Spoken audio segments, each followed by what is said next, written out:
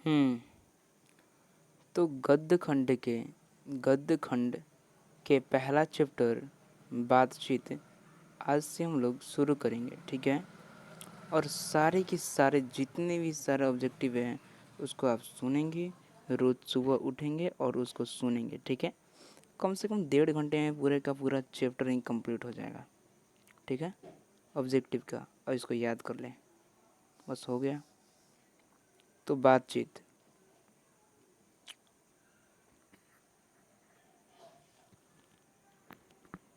बातचीत बातचीत के बातचीत की रचना निम्न में से किन्होंने किया? तो बातचीत की बालकृष्ण भट्ट ने किसकी रचना की? तो बातचीत की रचना की, ठीक है। बातचीत के जरिए भाप बनकर क्या बाहर निकल जाता है? तो मवाद या धुआं बाहर निकल जाता है बातचीत के जरिए, ठीक है। अब आगे है कि बालकृष्ण भट्ट की माता का क्या नाम था? तो बालकृष्ण भट्ट की माता का नाम पार्वती देवी था, ठीक है। आगे चलते हैं कि निबंध लेखन की दृष्टि से भारतेंदु युग कैसा था? तो उर्वर था, ठीक है। आगे देखते हैं पांचवा नंबर क्वेश्चन क्या बोल रहे हैं?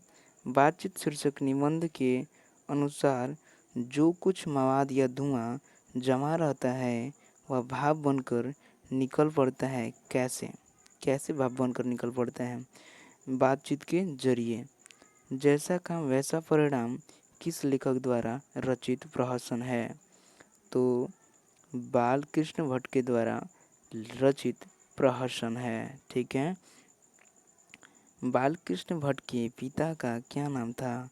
बेनी प्रसाद भट्ट, ठीक है। आगे देखते हैं हम लोग 8वां क्वेश्चन बोल रहा है दमयंती दमयंती स्वयंवर किस लेखक की रचना है? तो दमयंती स्वयंवर लेखक की रचना है बालकृष्ण भट्ट की। बालकृष्ण भट्ट की रचना बातचीत क्या है? तो वो है एक ललित निबंध। बालकृष्ण भट्ट किस युग के निबंधकार थे? तो भारतेंदु युग के निबंधकार थे। अब आगे बोल रहा है 11वां नंबर क्वेश्चन कि मनुष्य की बातचीत का उत्तम तरीका क्या है? तो अवाक होकर अपने आप से बात करना। 12वां है संवाद में सबसे महत्वपूर्ण क्या है? आत्मीयता है, जो कि संवाद में सबसे महत्वपूर्ण है, ठीक है। बालकृष्ण भट्ट का जन्म कब हुआ था?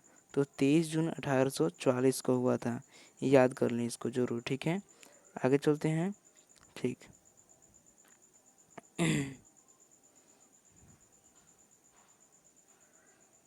हो गया, वहाँ पे हो गया था ना? हाँ, 13 नंबर हो गया था। अब यहाँ से देखते हैं हम लोग।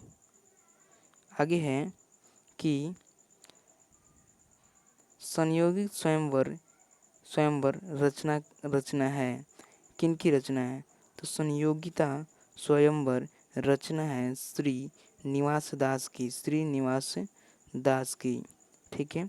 आगे बोल रहा है कि बातचीत शीर्षक निबंध के अनुसार रस का समुद्र किनकी बातचीत में उमड़ता चला जाता है? तो हम दो सहेलियों की बातचीत में जब दो व्यक्ति रहते हैं तभी बातचीत का रस मिलता है, अन्यथा रस नहीं मिलता, ठीक है। आगे चलते हैं 16 नंबर क्वेश्चन। आगे बोल रहा है कि मवाद वाद विवाद संवाद क्या है? वाद विवाद संवाद क्या है? तो आलोचनात्मक निबंध की पुस्तक है वाद विवाद संवाद। अब आगे बोल रहा है कि बालकृष्ण भट्ट ने कौन सा मासिक पत्र निकाला था? तो हिंदी प्रदीप निकाला था। बातचीत किस विद्या की रचना है? तो बातचीत निबंध विद्या की रचना है, ठीक है। आगे चलते हैं क्वेश्चन नंबर 19। आगे क्या है? आगे बोल रहा है कि रविंसन क्रूसो ने 16 वर्ष के उपरांत किसके मुख से एक बात सुनी? तो फ्राडे के मुख से सुनी थी। बातचीत शीर्षक निबंध के निबंधकार हैं बालकृष्ण भट्ट हैं। बातचीत के माध्यम से बालकृष्ण भट्ट क्या बतलाना चाहते हैं? बातचीत की शैली। आगे बोल रहा है 22 नंबर क्वेश्चन कि भट्ट जी को किसने अंग्रेजी साहित्य के एडिशन एवं स्टील की श्रेणी में रखा? ठीक है, किसने रखा था? रामचंद्र शुक्ल ने। बाल कृष्ण भट्ट का निवास स्थान कौन सा है? तो इलाहाबाद उत्तर प्रदेश में है। बाल कृष्ण भट्ट ने किस पत्रिका का संपादन किया? हिंदी प्रदीप पत्रिका का संपादन किया। ठीक है, अब आगे देखते हैं और आगे। तो बालकृष्ण भट्ट ने हिंदी प्रदीप नामक मासिक पत्रिका निकालना कब शुरू किया था? 1877 में। ठीक है, बालकृष्ण भट्ट के पिता पेशे से क्या थे? तो व्यापारी थे। ठीक है, कौन सा उपन्यास बालकृष्ण भट्ट द्वारा रचित है? 100 आजान एक सुजान। ये एक उपन्यास है जो कि बालकृष्ण भट्ट द्वारा रचा गया था। ठीक है, आगे ये है। ठीक, कौन सा? ये पेज नंबर है आपका 1 और ये पेज नंबर है आपका, ये पेज नंबर देखते हैं इसको। हाँ, पेज नंबर 2। ठीक है, आगे क्वेश्चन देखते हैं हम लोग।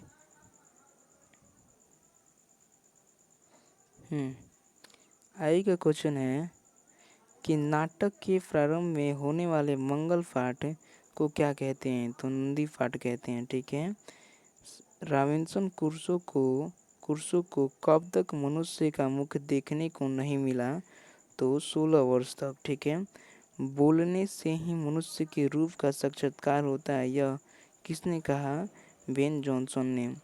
असल बातचीत सिर्फ दो व्यक्तियों के बीच हो सकती है, यह किसकी मत है? ये एडिसन की मत है। ठीक है, ये किसकी मत है? एडिसन की मत है। आगे देखते हैं। एडिसन के अनुसार असल बातचीत कितने लोगों में हो सकती है? तो 2 लोगों में। बातचीत से मन किस प्रकार हो जाता है? हल्का एवं स्वच्छंद। किसके न होने से सृष्टि गूंगी प्रतीत होती है? वाक शक्ति के न होने से सृष्टि गूंगी प्रतीत होती है। ठीक है, आगे देखते हैं हम लोग। आगे क्या है? आगे है आर्ट ऑफ कन्वर्सेशन कहाँ के लोगों में सर्वाधिक प्रचलित है? यूरोप के लोगों में। बालकृष्ण की किस काल की रचनाकार हैं? तो आधुनिक काल की रचनाकार हैं। ठीक है, आगे देखते हैं हम लोग। आगे क्या है? उसने कहा था निमोनिया से, दूसरा चैप्टर है। ठीक है, दूसरा चैप्टर शुरू हो रहा है आपसे ऑब्जेक्टिव का। निमोनिया से मरने वालों को मुरब्बे नहीं मिला करते, यह उक्ति किस शीर्षक पाठ से ली गई है? ठीक है, किस शीर्षक पाठ से ली गई है? तो ये ली गई है अपने उसने कहा था से ली गई है। ठीक है, उसने कहा से ली गई है। वजीरा सिंह किस कहानी का पात्र है? तो उसने कहा था इसका पात्र है। बोधा सिंह के पिता का क्या नाम था? तो उनके पिता का नाम हजारा सिंह था। ठीक है, लाना सिंह किस देश की ओर से युद्ध कर रहा था? लाना सिंह हमारा नायक था, मतलब हीरो था। ठीक है, जो किस देश की ओर से लड़ाई कर रहा था? तो लड़ाई कर रहा था इंग्लैंड के तरफ से। ठीक है, एक अकालिया सिख कितने के बराबर होता है? तो 1.25 लाख के बराबर होता है। ठीक है, सूबेदार ने किस कहानी की ये पात्र है? उसने कहा था कि पात्र है। आगे देखते हैं हम लोग 7वां क्वेश्चन। हिंदी कहानी के विकास में मील के पत्थर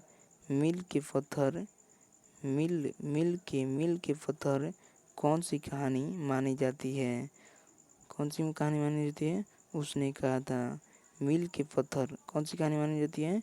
मील की पत्थर कहानी मानी जाती है। उसने कहा था तेरी कुड़वाई हो गई का किस कहानी से संबंध है, तो उसने कहा था से संबंधित है। बिना फेरे घोड़ा बिगड़ता बिगड़ता है और बिना लड़े सिपाही, यह पंक्ति किस कहानी की है। यह पंक्ति उसने कहा था इस कहानी से ली गई है। ठीक है, ये हो गया। उसने कहा था, ये नहीं है, सॉरी, ये गलत, ये उसने कहा था। ठीक है। बुद्धू बुद्धू का कांटा रचना है। बुद्धू का कांटा रचना है चंद्रधर शर्मा गुलेरी की। दूसरा चैप्टर कौन सा है, किसके लेखक हैं उसके, चंद्रधर गुलेरी। ठीक है, और उसी के लेखक हैं बुद्धू का कांटा। अब आगे बढ़ रहे हैं, चंद्रधर शर्मा गुलेरी किस सदी के प्रमुख लेखक थे, तो वो थे 20वीं सदी के प्रमुख लेखक थे। ठीक है। अच्छा, आगे देखते हैं हम लोग कि गुलेरी जी ने कुल कितनी कहानी लिखी, तो उन्होंने लिखी थी 3 कहानियाँ लिखी थी। उसने कहा था कहानी का नायक कौन है, तो उसने कहा था कहानी का नायक हमारा लहना सिंह है। ठीक है। निम्न में से कौन सी रचना गुलेरी जी की नहीं है, तो ये बुद्धू का कांटा है उन्हीं की रचना। सुखमय जीवन उन्हीं की रचना है, उसने कहा था उन्हीं की रचना है। हरे को हरिनाम, ये उनकी रचना नहीं है, गुलेरी जी की रचना हरे को हरिनाम नहीं है। ठीक है, आगे देखते हैं हम लोग। आगे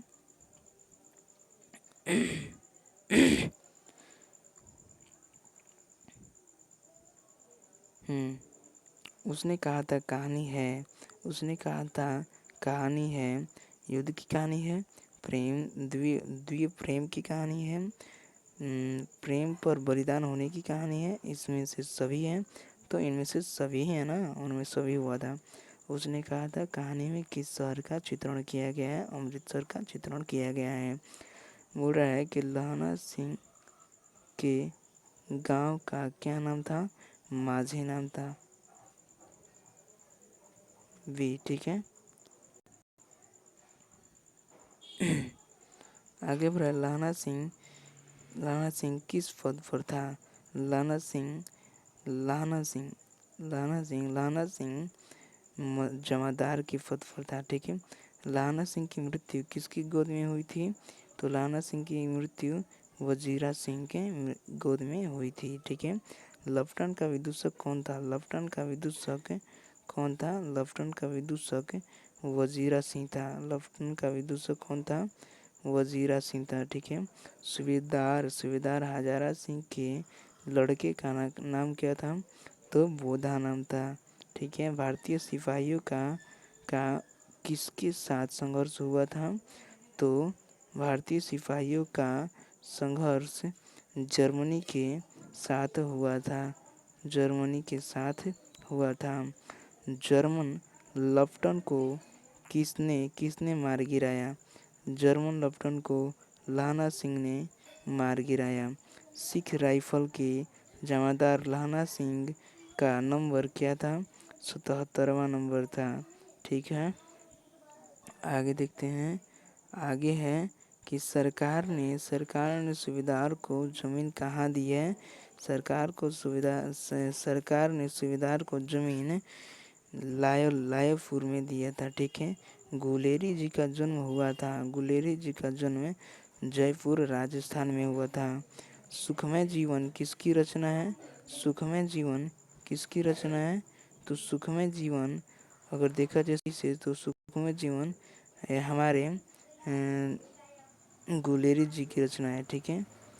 ठीक, कौन, ये गुलेरी जी, हमारे गुलेरी जी की रचना है। ठीक, आगे देखते हैं हम लोग। ठीक, ये तीसरा है। ठीक है, ये तीसरा है।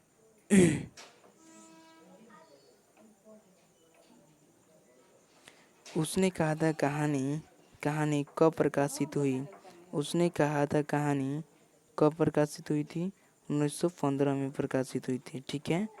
आगे, कछुआ धर्म किसकी कृति है? कछुआ धर्म किसकी कृति है? डी चंद्रधर शर्मा गुलेरी की। पुरानी हिंदी रचना है, पुरानी हिंदी किसकी रचना है? तो पुरानी हिंदी भी उन्हीं की रचना है, चंद्रधर शर्मा गुलेरी की, चंद्रधर शर्मा गुलेरी जी की। ठीक है, आगे का क्वेश्चन देखते हैं हम लोग। आगे का क्वेश्चन बोल रहा है कि उसने कहा था शीर्षक कहानी में यह किसने कहा कि उद्यमी उद्यमी उड़ खी खी सिगड़ी सिगड़ी में कोले डाल। उसने कहा था शीर्षक कहानी में यह किसने कहा कि उद्यमी उड़ सिगड़ी में कोले डाल। ये किसने कहा था? सूबेदार हजारा सिंह ने। कुड़वाई का क्या अर्थ है? कुड़वाई का अर्थ है मंगनी। ठीक है, बोधा कौन था? तो बोधा था हजारा सिंह का, हजारा सिंह का नहीं, सूबेदार हजारा सिंह, हजारा सिंह का बेटा था, भाई नहीं था, बेटा था। ठीक है, अब आगे बोल रहा है 34 नंबर क्वेश्चन कि चंद्रधर शर्मा गुलेरी की कहानी कौन सी है? चंद्रधर शर्मा गुलेरी की कहानी उसने कहा था, यही कहानी है उनकी। ठीक है, आगे आगे का क्वेश्चन देखते हैं। तो आगे का क्वेश्चन बोल रहा है कौन सी कहानी चंद्रधर शर्मा गुलेरी की लिखी हुई नहीं है? कौन सी नहीं लिखी हुई है? बुद्धू का कांटा लिखा हुआ है, सुखमय जीवन लिखा हुआ है, उसने कहा था लिखा हुआ है, तो कफन उनका नहीं लिखा हुआ है। तो कुछ सही आंसर हो जाएगा डी। ठीक है, गुलेरी गुलेरी जी किस गांव के मूल निवासी थे? गुलेर नामक गांव की निवासी थे, उन्हीं के नाम पे उनका गांव का नाम भी रख दिया गया था। उसने कहा था कहानी की कहानीकार कौन है? तो उसने कहा था कहानी की कहानीकार चंद्रधर शर्मा गुलेरी जी हैं। ठीक है, आगे चंद्रधर शर्मा गुलेरी किस युग के कहानीकार हैं? तो वे हैं द्विवेदी युग के कहानीकार हैं, द्विवेदी युग के। ठीक है, द्विवेदी युग के कहानीकार हैं। आगे बोल रहा है कि उसने कहा था कहानी कितने भागों में विभक्त है? तो वो 5 भागों में विभक्त है। ठीक है, 5 भागों में विभक्त है। चंद्रधर शर्मा गुलेरी का जन्म कब हुआ था? तो वो हुआ था 7 जुलाई 1883, 7 जुलाई 1883 में। लाना सिंह किस कहानी का पात्र है? लाना सिंह उसने कहा था इस कहानी के पात्र है। उसने कहा था किस प्रकार की कहानी है? तो उसने कहा था कर्म प्रधान कहानी है। ठीक है, आगे देखते हैं। आगे है कि चंद्रधर शर्मा गुलेरी के अभिभावक बनकर मेयो कॉलेज अजमेर में आए। कौन है? खेतड़ी के नाबालिग राजा जय सिंह ये ठीक है। कीर्तन सिंह कौन था? कीर्तन सिंह कौन था? तो कीर्तन सिंह लाना सिंह का भतीजा था। ठीक है, बचपन में लाना सिंह लड़की के बार बार लड़की से कौन सा सवाल बार बार पूछता था कि तेरी कुड़वाई हो गई, यही कहानी पूछता था बार बार। ठीक है,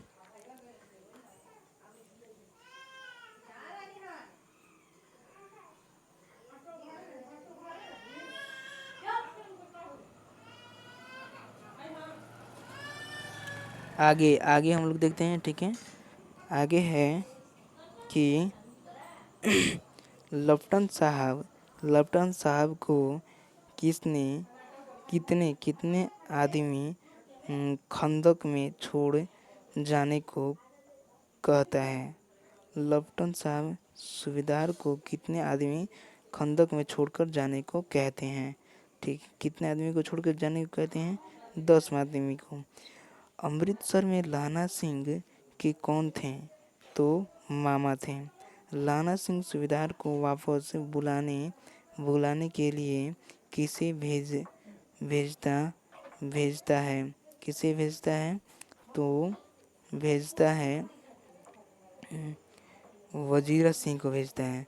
सुबेदारनी ने अपने पति तथा पुत्र की रक्षा के लिए किससे कहा? तो किससे कहा? उन्होंने कहा लाना सिंह से। ठीक है, आगे का देखते हैं हम लोग। आगे क्या है? आगे है कि लाना सिंह सुबेदारनी को वापस बुलाने के लिए किसे भेजता है? तो वजीरा सिंह को। ठीक है, सुबेदारनी ने अपने पति एवं पुत्र की रक्षा के लिए किससे कहा? तो लाना सिंह से कहा। ये तो हम लोग देख लिए थे। लाना सिंह का सिर अपने गोद में लेकर कौन बैठा हुआ था? तो वजीरा सिंह। लाना सिंह के मामा कहाँ के रहने वाले थे? तो वो कहाँ के रहने वाले थे? अमृतसर के रहने वाले थे। ठीक है, आगे ये है हम लोग का तीसरा चैप्टर अब शुरू हो गया है। ठीक है, तीसरा चैप्टर क्या बोल रहे हैं कि व्यक्ति से नहीं, हमें तो नीतियों से झगड़ा है, सिद्धांतों से झगड़ा है, कार्यों से झगड़ा है। उक्त संभाषण किस समाजवादी लेखक का है? तो ये है जयप्रकाश नारायण जी का। ठीक है, जयप्रकाश नारायण की रचना का नाम क्या था? जयप्रकाश नारायण की रचना का नाम था संपूर्ण क्रांति। ठीक है, आगे का क्वेश्चन देखते हैं हम लोग। आगे का क्वेश्चन है, तीसरा नंबर क्वेश्चन है कि छात्र आंदोलन का नेतृत्व स्वीकार करते समय छात्र आंदोलन का नेतृत्व स्वीकार करते समय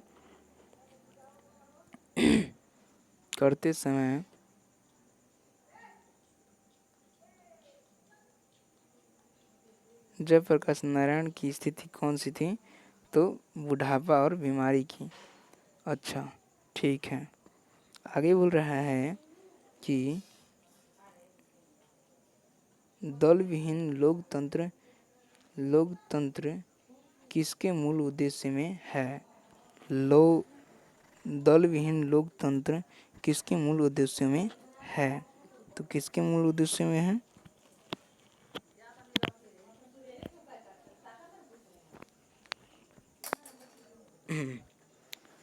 तो देखते हैं हम लोग किसके मूल उद्देश्यों में है। ठीक है, किसके मूल उद्देश्यों में है?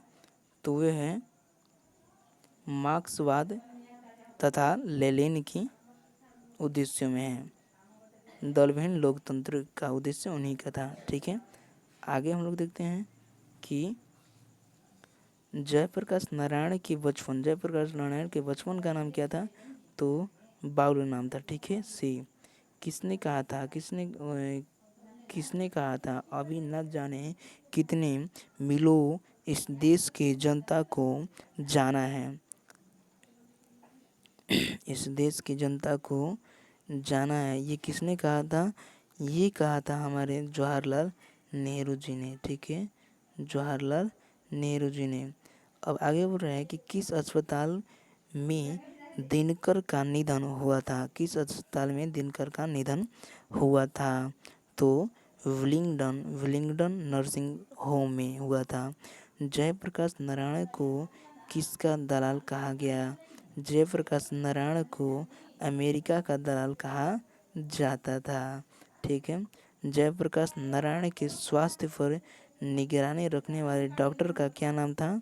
जयप्रकाश नारायण के जो डॉक्टर थे उनका नाम था रहमान। क्या नाम था उनका? रहमान, डॉक्टर रहमान। जयप्रकाश जी को किसका भाषण सुनकर अमेरिका जाने को प्रेरणा मिली? किसका भाषण सुनकर अमेरिका जाने को प्रेरणा मिली? स्वामी सत्यदेव को सुनकर। फी प्रेस के मालिक कौन थे? फ्री प्रेस के मालिक कौन थे? फ्री प्रेस के मालिक कौन थे? फ्री प्रेस के मालिक सदानंद जी थे। ठीक है, सदानंद जी थे। अच्छा, आगे देखते हैं वह हम लोग। ठीक है, इसी का अगला ठीक है क्या है, तो है कि बेन बेन ऑफ बॉम्बे किस कहानी की कहा किसने कहा था। Ben of Bombay Ben of Bombay किसे कहा जाता है उमा शंकर दीक्षित को कहा जाता है। ठीक है, जयप्रकाश नारायण ने आईएससी परीक्षा कहाँ से पास किया था। आईएससी परीक्षा बिहार विद्यापीठ से पास किया था। ठीक है, लेलिन की मृत्यु कब हुई थी, तो लेलिन की मृत्यु 1924 में हुई थी। और उसी के बाद क्या हुआ था, अब देखो क्या हुआ था, अभी तुरंत पता चल जाएगा। उसके जस्ट ही क्या हुआ, जयप्रकाश नारायण मार्क्सवादी बन गए। और कब बने, 1924 में ही बने। जब लेनिन की मृत्यु हुई उसी समय ये मार्क्सवादी बन चुके थे। ठीक है, फणीश्वर नाथ रेणु की पुस्तक है, फणीश्वर नाथ रेणु की पुस्तक कौन सी है, तो मैला आंचल उनकी पुस्तक का नाम है। 1974 में बिहार प्रदेश के मुख्यमंत्री कौन थे, तो 1974 में बिहार प्रदेश के मुख्यमंत्री थे अब्दुल गफूर। किसे लोकनायक के नाम से जाना जाता है, जयप्रकाश नारायण जी को लोकनायक के नाम से जाना जाता है। ठीक है, आगे है कि जयप्रकाश नारायण का जन्म कब हुआ था। जयप्रकाश नारायण का जन्म हुआ था 11 अक्टूबर 1902 को। ठीक है, जयप्रकाश नारायण की पत्नी का नाम था प्रभावती देवी। ठीक है, रिकंस्ट्रक्शन ऑफ इंडिया पॉलिटी किसकी रचना है, तो जयप्रकाश नारायण की रचना है। प्रजा सोशलिस्ट पार्टी का गठन कब हुआ था, प्रजा सोशलिस्ट पार्टी का गठन 1952 में हुआ था। ठीक है, 1952 में हुआ था, 52।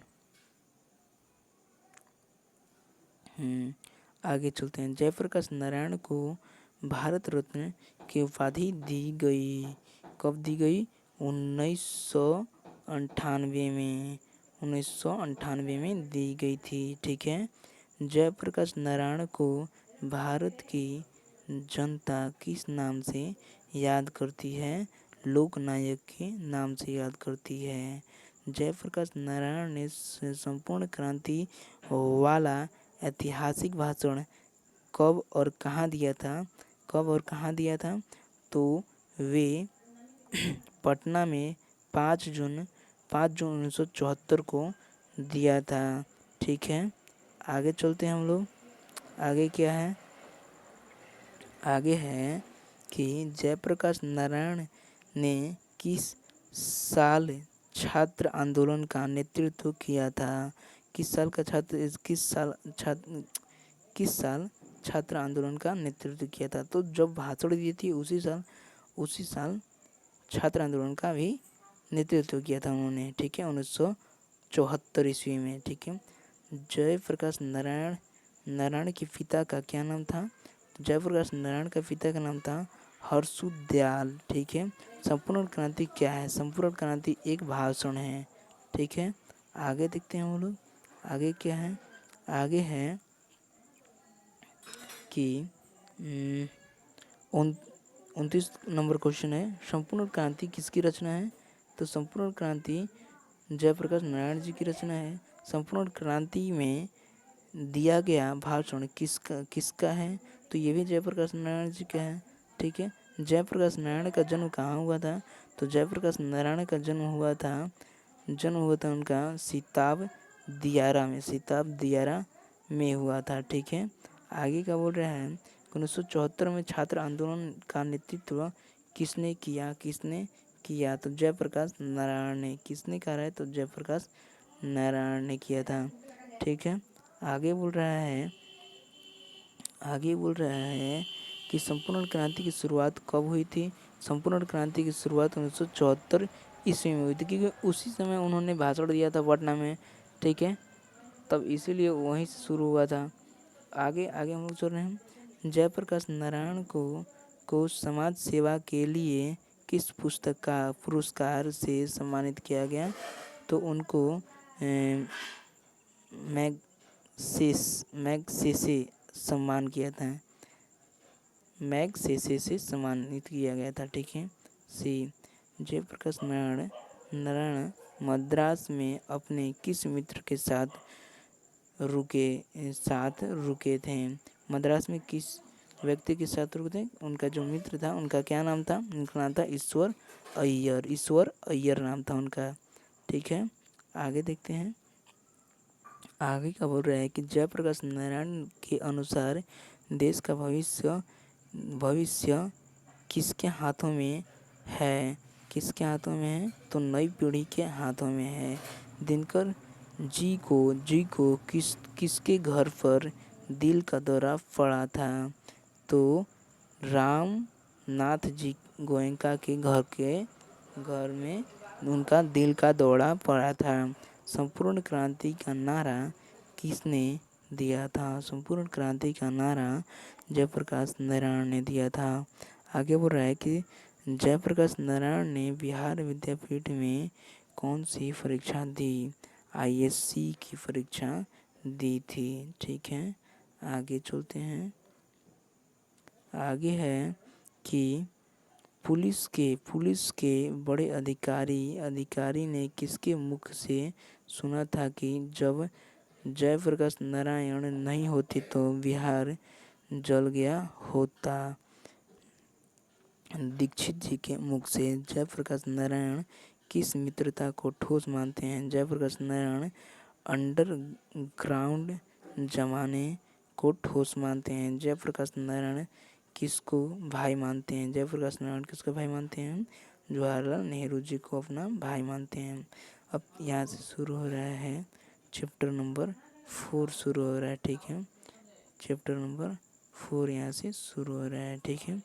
अर्धनारीश्वर शीर्षक निबंध में शंकर और पार्वती का किस प्रकार का रूप वर्णित है? तो उनका कल्पित रूप की वर्णित है। रामधारी सिंह दिनकर किस विश्वविद्यालय में कुलपति के पद पर रहे? तो किस विश्वविद्यालय के कुलपति के रूप में रहे? तो भागलपुर विश्वविद्यालय में कुलपति के पद पर रहे थे। आगे का है कि नारी और नर एक ही द्रव्य की ढली दो प्रतिमाएं हैं। किस रचनाकार की पंक्ति है? तो ये है हमारे रामधारी सिंह दिनकर जी की रचना है। ठीक है।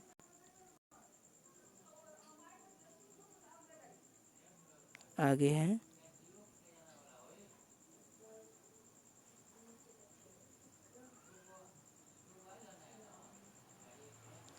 है ये था आगे हमारा कि नारी और नर एक ही द्रव्य की ढली दो प्रतिमाएं हैं। यह पंक्ति किस शीर्षक पाठ की है? यह पंक्ति किस शीर्षक पाठ की है? अर्धनारीश्वर पाठ की है। दिनकर जी को निम्न में से कौन सा पुरस्कार दिया गया था? कौन सा पुरस्कार उनको दिया गया था? पद्म भूषण की पुरस्कार दी गई थी। नारीश्वर पाठ के लेखक कौन हैं? या अर्धनारीश्वर किनकी रचना है? तो ये है रामधारी सिंह दिनकर की रचना है। ठीक है। या लिखित है उनके। आगे है कि रामधारी सिंह दिनकर की रचना कौन सी है? रामधारी सिंह दिनकर की रचना अर्धनारीश्वर है। ठीक है। दिनकर जी का जन्म बिहार के किस जिले में हुआ था? बिहार के बेगूसराय में उनकी जन्म हुई थी। ठीक है। जन्म हुआ था।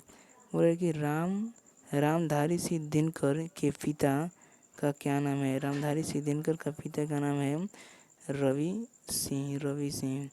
दिनकर जी की पहली काव्य पुस्तक कौन सी है? पहली काव्य पुस्तक प्रणभंग है। पहली काव्य पुस्तक प्रणभंग है। ठीक है, आगे देखते हैं। आगे बोल रहा है कि दिनकर जी की पहली कविता कविता किस प्रकार में प्रकाशित हुई? तो छात्र सहोदर सहोदर के रूप में प्रकाशित हुई थी। ठीक है, दिनकर जी की पहली कविता कब प्रकाशित हुई? दिनकर जी की पहली कविता कब प्रकाशित हुई थी? तो उनकी पहली कविता जो थी वो प्रकाशित हुई थी 1925 ईस्वी में। ठीक है, निम्न में रामधारी सिंह दिनकर की रचना कौन कौन है? निम्न में रामधारी सिंह दिनकर की रचना उर्वशी है। ठीक है, उर्वशी है। बुद्ध और महावीर ने नारी को कौन सा अधिकार दिया? भिक्षुणी होने का अधिकार दिया था। ठीक है, अब आगे बोल रहे हैं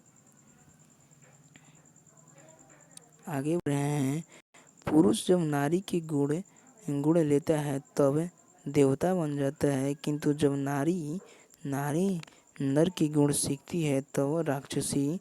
यह किसकी कथन है? यह कथन प्रेमचंद की अर्धनारीश्वर का किस विद्या से संबंध है? अर्धनारीश्वर का किस विद्या से संबंध है? तो वो है एकांकी से संबंध है। ठीक है, एकांकी से संबंध है। अर्धनारीश्वर शीर्षक पाठ में कौन सा स्वयंवित्त बन गया और नारी को उसने कली मान लिया?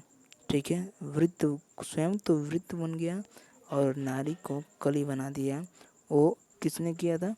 तो वो किए थे पुरुषों ने। ठीक है, पुरुषों ने। आगे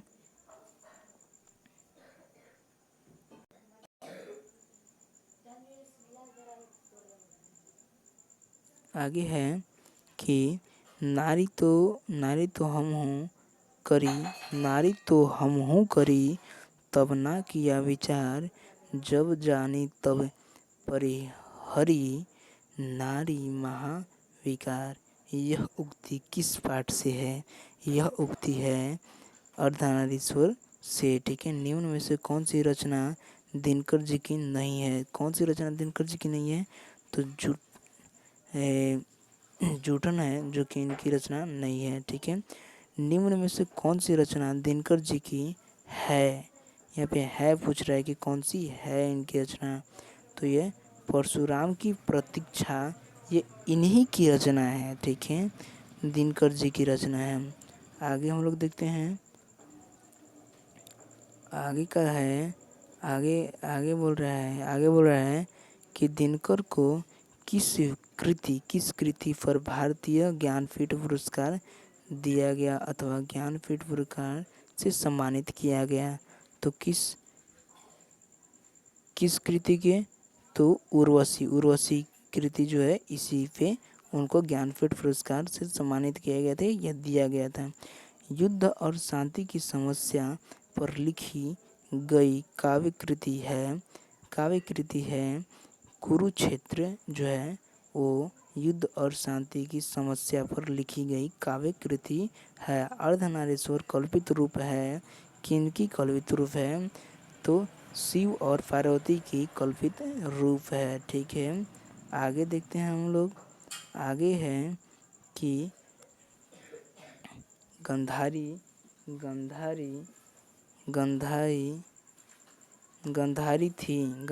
थी दुर्योधन की माँ। गंधारी थी दुर्योधन की माँ। ठीक है, प्रेमचंद थे कथाकार थे। ठीक है, दिनकर का जन्म कब हुआ था? दिनकर का जन्म हुआ था 23 सितंबर 1908 को। ठीक है, दिनकर किस युग के कवि हैं? दिनकर हैं आपके वादोत्तर युग के। ठीक है, युग के कवि हैं। ठीक है, आगे हम लोग देखेंगे कि संस्कृत के 4 अध्याय किसकी कृति है? संस्कृत की 4 अध्याय कृति है किसी और की नहीं अपितु कहाँ गए? रामधारी सिंह दिनकर जी की ही है।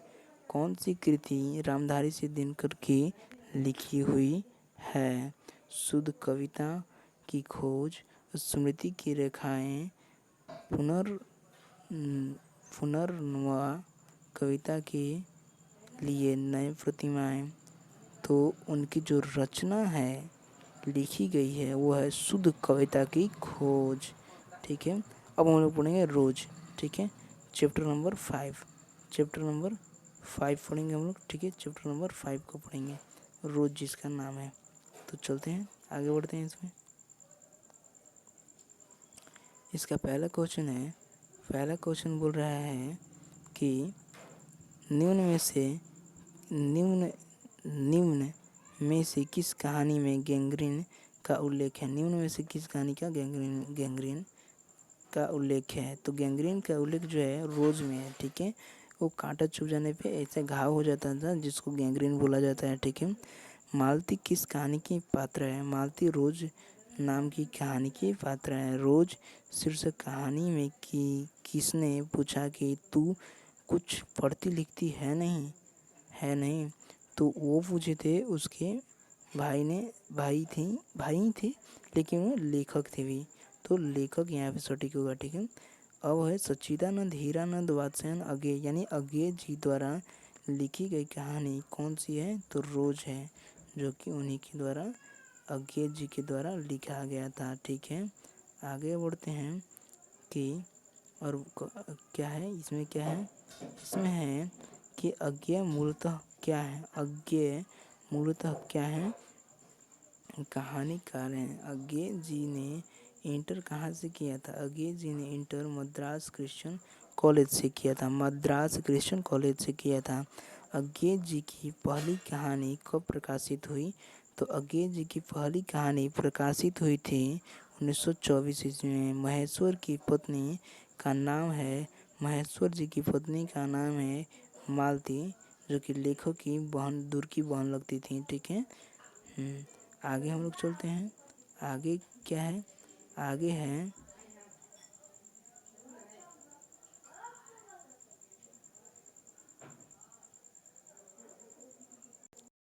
है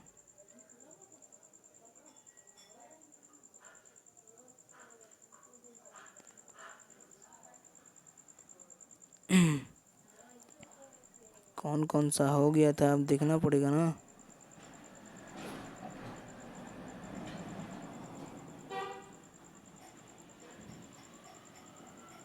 ये तो नहीं हुआ था अभी, रोज हो चुका है। ठीक है, ये इतना पूरा रोज हो गया था ना। आगे का रोज वाला पढ़ना है। ठीक है,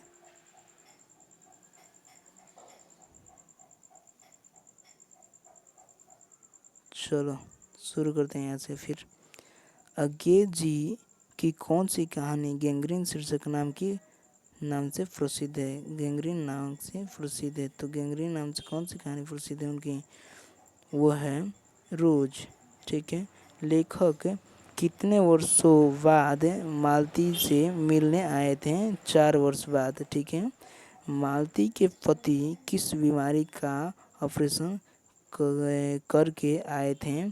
तो गैंग्रीन के बीमारी का ऑपरेशन करके आए थे। मालती के पति का नाम क्या था? मालती के पति का नाम महेश्वर था।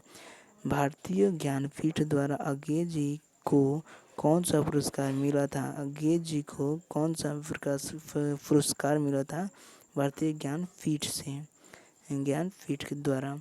तो उन्हें मिला था भारतीय ज्ञानपीठ पुरस्कार मिला था। ठीक है, जो बचपन में खेलने के लिए सच्चिदानंद हीरानंद वात्स्यायन अज्ञे ने कौन सा नाटक किया था? वो था इंद्र सभा। रोज शीर्षक कहानी में मालती मिट्टी का बर्तन गर्म पानी में क्यों धो रही थी? दही जमाने के लिए। ठीक है, महेश्वर कौन सा फल लेकर आया था? महेश्वर आम लेकर आया था। ठीक है, महेश्वर कौन सा फल लेकर आया था? तो आम लेकर आया था।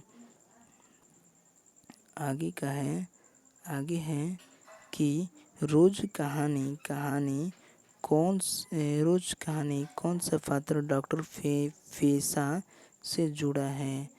तो वो थे महेश्वर जी तो वही थे, ये मालती के पति थे, ठीक है, जो कि डॉक्टर थे। अंग्रेजी ने किसकी वर्ष की उम्र में कितनी वर्ष की उम्र में कविता लिखना शुरू कर दिया था?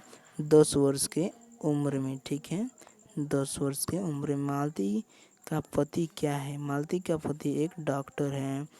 तार सप्तक का संपादक कौन है? तार सप्तक का संपादक हैं अज्ञे जी, हमारे हीरानंद वात्स्य, सच्चिदानंद हीरानंद वात्स्य अज्ञे जी, ठीक है। अज्ञे किस वाद में संबंधित है? किस वाद में संबंधित है? तो वे हैं प्रयोगवाद में संबंधित है प्रयोगवाद में। आगे बोल रहा है कि इसमें अज्ञेय का नाटक कौन सा है? इसमें अज्ञेय का नाटक कौन सा है? तो वो है हमारे उत्तर प्रियदर्शी है, जो कि इन्हीं का नाटक है अज्ञेय जी का। गैंग्रीन इनमें किससे संबंधित है? गैंग्रीन इसमें बीमारी से संबंधित है। मालती महेश्वर की संतान का क्या नाम है? टीटी नाम है, टीटी। नंदी का दीप किसकी रचना है? नंदी का दीप अज्ञेय जी की रचना है, ठीक है।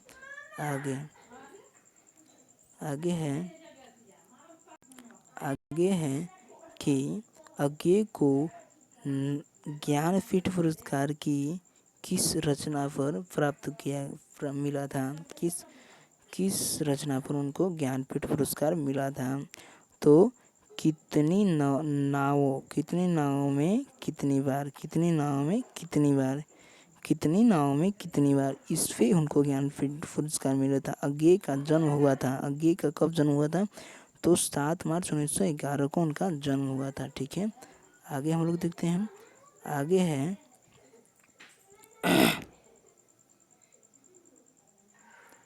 अज्ञेय के पिता का नाम था। अज्ञेय के पिता का क्या नाम था? अज्ञेय के पिता का नाम था हीरानंद शास्त्री, डॉक्टर हीरानंद शास्त्री। कौन सी पुस्तक अज्ञेय की है? कौन सी पुस्तक अज्ञेय की है? अज्ञेय की पुस्तक का नाम है हरी घास पर क्षण भर। हरी घास पर क्षण भर।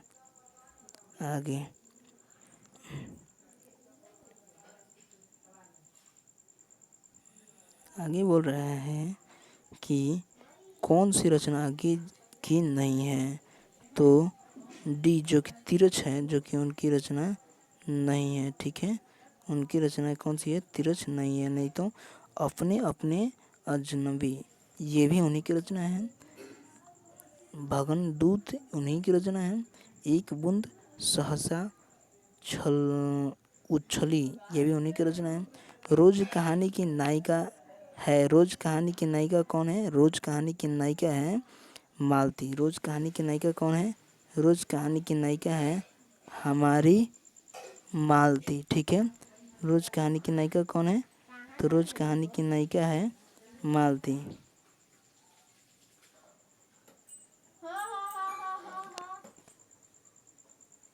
रोज कहानी की नायिका कौन है? मालती, ठीक है। नायिका कौन है? मालती है। अब एक रोज कहानी में अतिथि बनकर कौन आया था? दो लेखक आए थे, जो कि मालती के दूर के रिश्तेदार भाई हैं, ठीक है। रोज कहानी घंटे की किस खटकन के साथ समाप्त होती है? 11 बजे समाप्त होती है, ठीक है। 11 बजे समाप्त हो जाती है।